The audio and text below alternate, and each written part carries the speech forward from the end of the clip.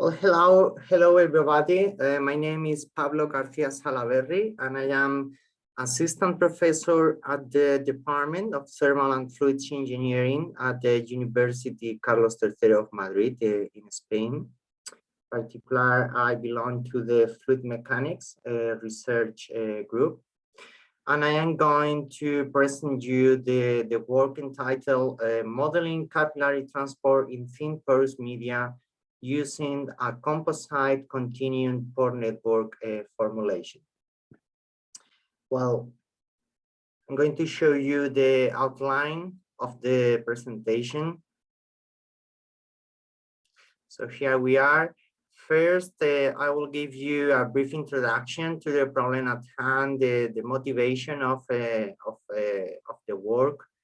Then we will focus on the model formulation.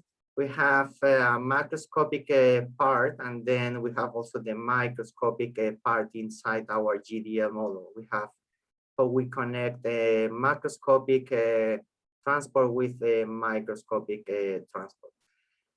Then we will focus on the calculation of average structural parameters and global effective transport properties. I will show you results in terms of dry effective transport properties and a comparison with experimental data. And then also effective transport properties under wet condition, partially saturated conditions, and also well compared with some experimental data. And then some new developments of the model that are right now going on. And finally, I will give you the conclusions and future work that is planned. Well, the motivation is essentially the GDL. As we can see here, a cross-sectional view of a fuel cell. So here we have the GDL, this thin porous media. And well, it is a bridge between the catalyst layer and the flow field, and many transport processes take place in the GDL. We have the transport of gas species, particular, it is important the transport of oxygen at the cathode, okay, from the channel to the catalyst layer. We have also the transport of liquid water, both capillary transport and evaporation condensation. We have electron transport, and finally heat transport, which is also coupled in turn with liquid water transport. So all these processes finally are, we have many, and they are, some of them are coupled. So modeling plays a key role here in to understand and optimize the GDL in order to maximize performance of fuel cells. Well, looking closer to the GDL, these porous media, we have these properties. They are thin porous media. They are around 200 to 400 microns in thickness. They are highly heterogeneous, and also they have anisotropic properties. There is a preferential alignment of pores and fibers in the in-plane direction, this one compared to the through-plane direction. And also they display mixed wettability characteristics, okay? So they are in fact rather complex porous media with finite effects due to the thin nature of this industrial porous media. So and here we have our modeling approach. So this is the GDL, and what we do is to divide the GDL into control volumes. Okay, we have these local control volumes which are connected between them. Okay, so this is our representation. Is the starting point of the model. Well, here we can see, for instance, the macroscopic model is a control volume mesh. So we have these control volumes. Inside each control volume, we can have several computational cells. Okay, in this case, for example, in 3D, we have 27 computational cells inside each control volume. And then each control volume is connected to each other through connectors. Okay, so we have very thin, they are, well, here we have a close-up view. These are very, very, very thin connectors, okay, which, they serve to link the control volumes between them. The connectors are, in fact, useful to model two-phase transport and control capillary transport through the GDL. Okay. Well, so, and then what we do, this is where is the pore-network part. The pore-network part is embedded inside each control volume. So we have inside each control volume, we have this geometry, okay? This is a structure pore network. So we have our pore in the middle, and then we have 6 throats in each spatial direction. So we have this geometry behind each control volume. And we are going to use that pore network representation to compute local effective transport properties in our GDL. So, well, so for the microscopic model, the first thing we need is to generate a pore network. So we start from, well, we use experimental pore sizes distributions. And then, well, you can see here the process. We start with, this is the probability, okay? So we start with a random distribution of cumulative probabilities according to the pore size distribution of the GDL. Then we apply also some convolution filter in order to introduce an anisotropy in the material. Okay. So, well, and then finally we apply an inverse filter, so the opposite operation to convolution, in order to restore our pore size distribution of the initial porous media. So the final result is that we have a material which is anisotropic, and it follows the experimental pore size distribution of the GDL. You can see here a 3D representation of the structure pore network. Okay, so this is for a 3 millimeters by 3 millimeters domain. Well, so, and then with that pore network, what we do, we compute those local effective transport properties. So we have, this is for diffusion. So essentially what we do is to apply a species conservation. So for example, if we look at the Y direction, this vertical direction, we have 2 throats, okay, and then we have the pore in the middle. So we have resistance due to the throat 1 pore, and then throat 2, and the mass, okay, the moles per second through all the elements should be the same. This is the final equation we have. So we can combine all these equations and we get an effective value, an effective property for the Y direction of the, in this case, of the effective diffusivity.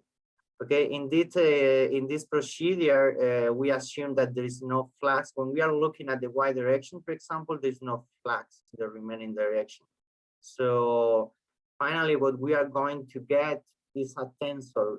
It's a tensor because we will have properties in for the Y direction. Then we can do the the X and the Z direction. So we have a tensor of effective transport properties corresponding associated to that pore network. So, and finally, well, essentially just to show you here that it is highlighted, we have the formula we get is in fact that the conductivity is the harmonic average of the conductivities of each component as it is expected. Okay, but anyway, we have all the derivation.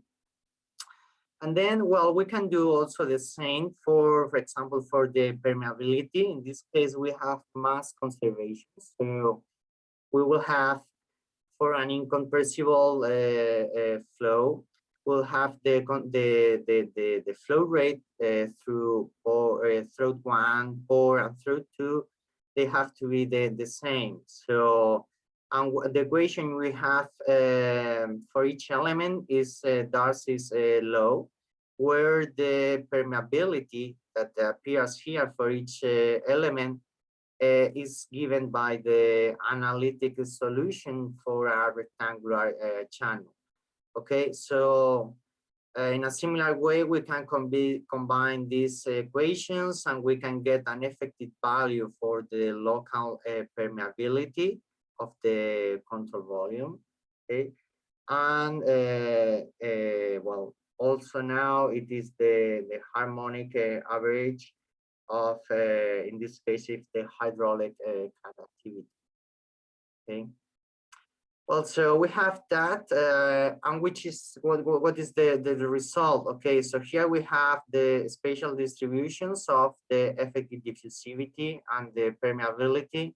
This is for properties in the through plane direction, okay, that Y direction, and then we have for the in the in plane direction.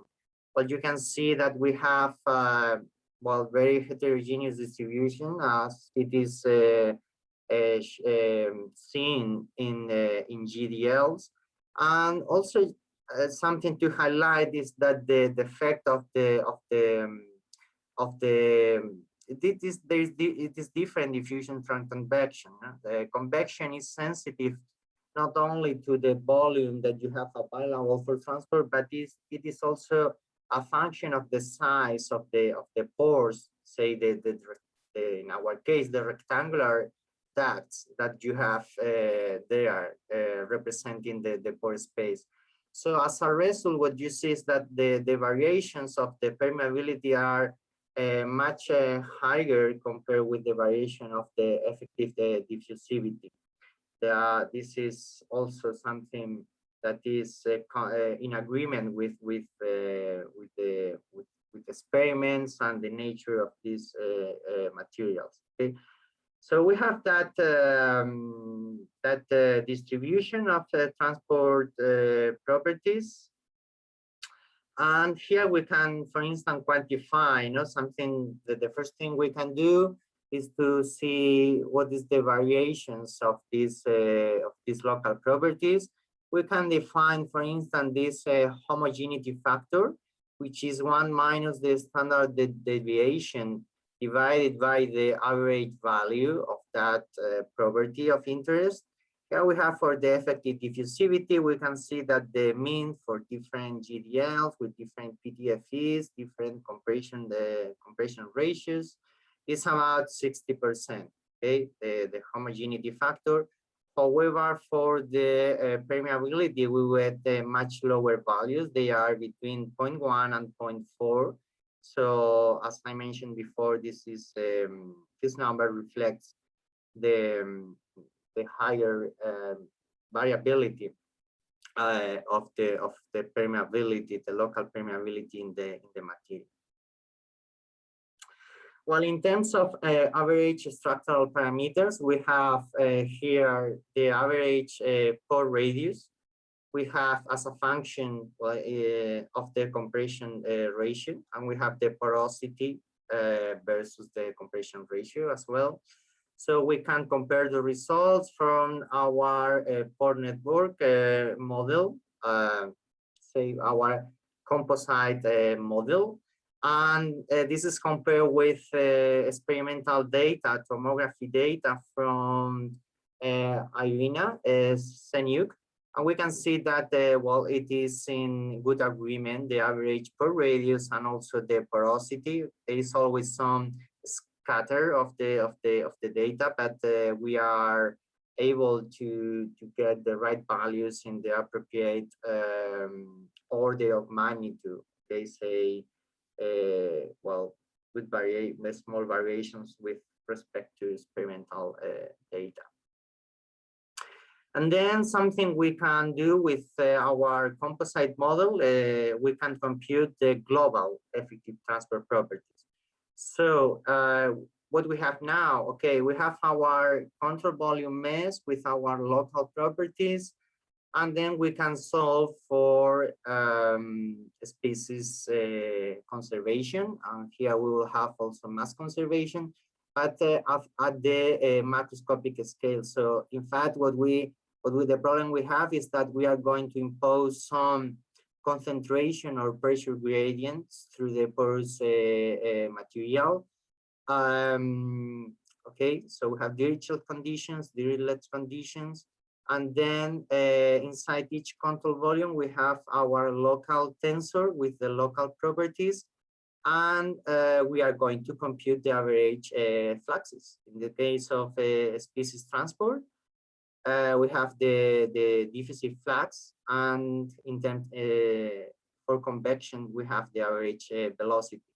And then from the definition of effective transport properties, in this case is the global one, we can, okay, so from these average fluxes, we can compute the average values, the global values.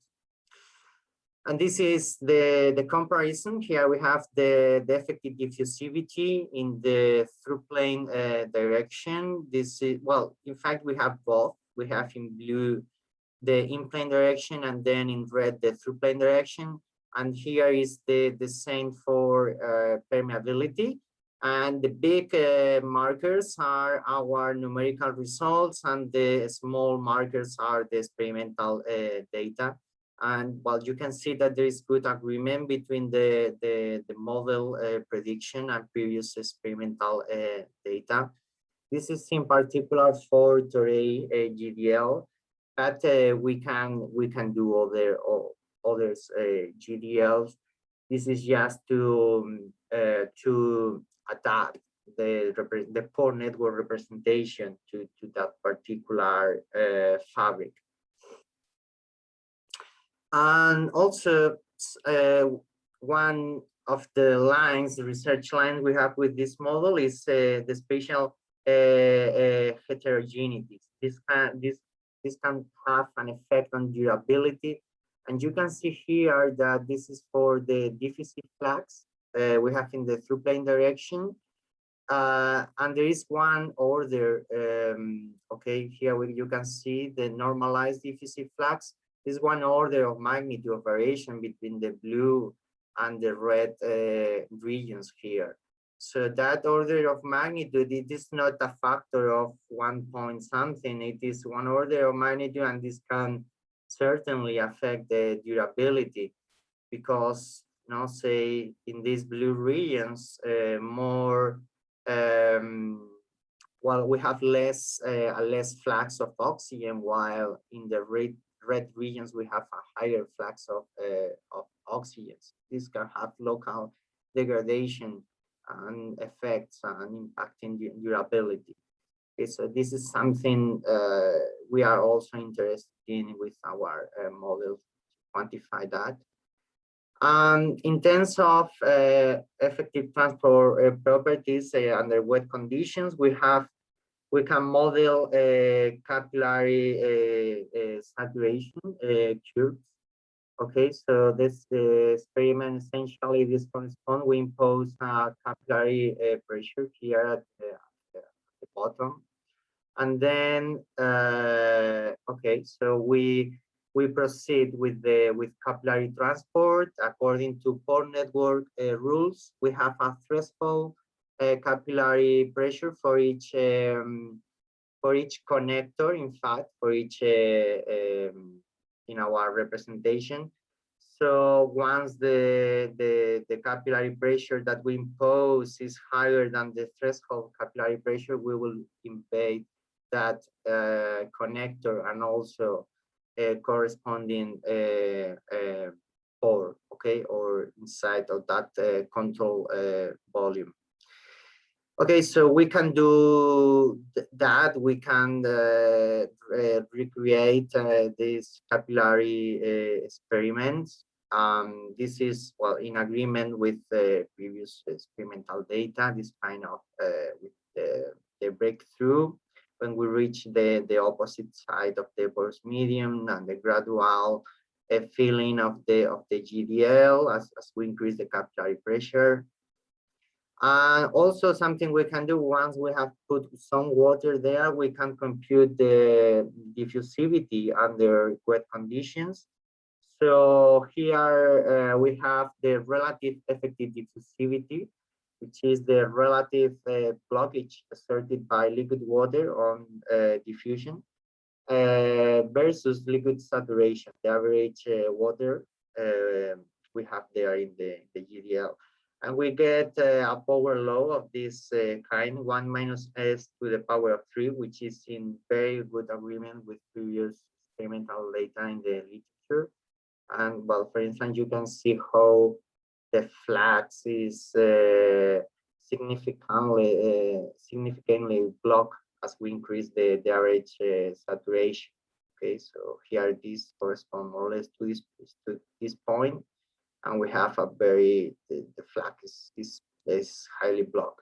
Here for in contrast, we have a high flux there in the GDL. Okay, well, we can do all these things, and their new development is that we are simplifying the model. So in fact, now we are moving to we have control volumes.